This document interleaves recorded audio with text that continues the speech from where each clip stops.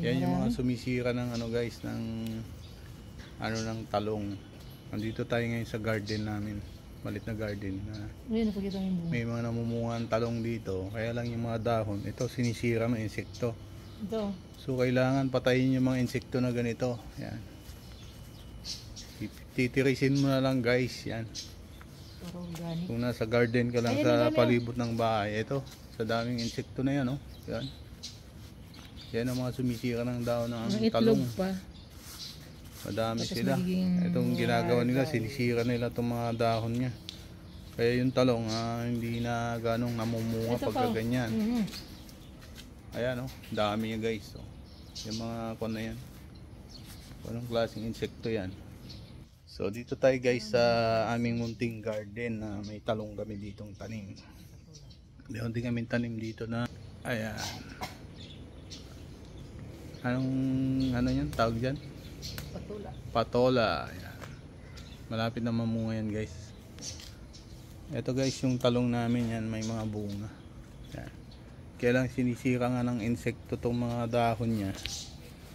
So hindi naman pwede mag-spray dito ng insecticide. So kailangan hanapin mo na lang yung mga sumisira ng dahon niya.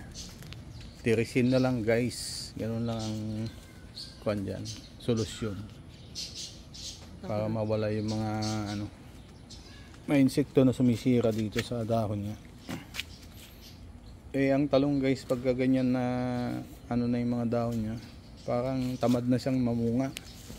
Pero tignan mo naman to guys, nakailang kuha na kami ng bunga nito. Yan guys, mga bunga ng talong. Yan. Yan. Sabi guys. Ito yung insekto guys, oh. Yan. Ganyan siya guys, yan. Yan, kita nyo yan. Kailangan mo tirisin na lang guys para mawala sila. Meron din kami dito munting kalamansi. Yan, may mga bunga yan. Medyo naubos na kasi nagamit yung mga bunga yan. Daming bunga yan dati. Tuloy-tuloy ang bunga yan. Tapos meron pa kami ditong lemon yan.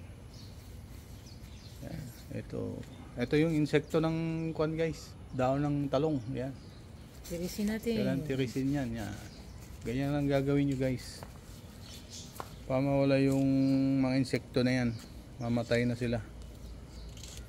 Hindi na sila makapang pasira ng mga dahon ng talong. Tsaka ng garden. Tanim. So yun guys, ang simple tips sa mga tanim nyo sa garden nyo, sa bakuran ng bahay nyo. Mga talong ganyan. Tirisin nyo na lang yung mga insekto na yan guys. Para mawala. Thanks for watching guys. This is Edski the Actor. Simple tips lang guys sa pag ng mga talong. Mga may tanim na talong sa palibot ng bahay. Garden ba. Thanks for watching again.